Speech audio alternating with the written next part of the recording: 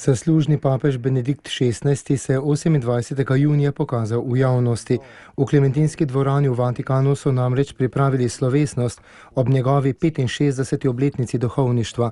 Papež Frančišek je spregovoril o tem, kako Benedikt XVI z molitvijo še naprej služi cerkvi. 89-letni zaslužni papež pa se mu je zahvalil za dobroto, ki mu jo namenja vse od izvolitve.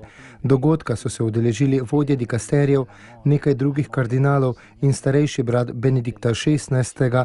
Georg Ratzinger.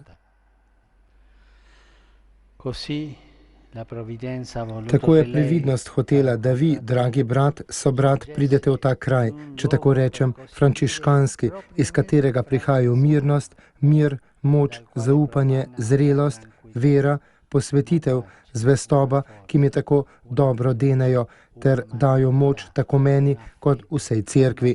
Dovolil si bom reči, iz vas izhaja tudi zdrav in vesel smisel za humor.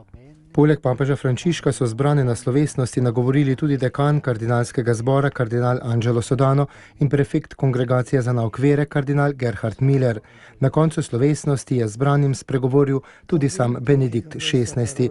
Med drugim je dejal: vsem hvala, zlasti pa vam, sveti oče, za dobroto, ki ste mi jo izkazali vse od vaše izvolitve.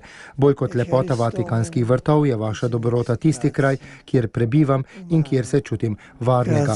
Evharistomen izrazi človeški hvala, torej hvala vsem.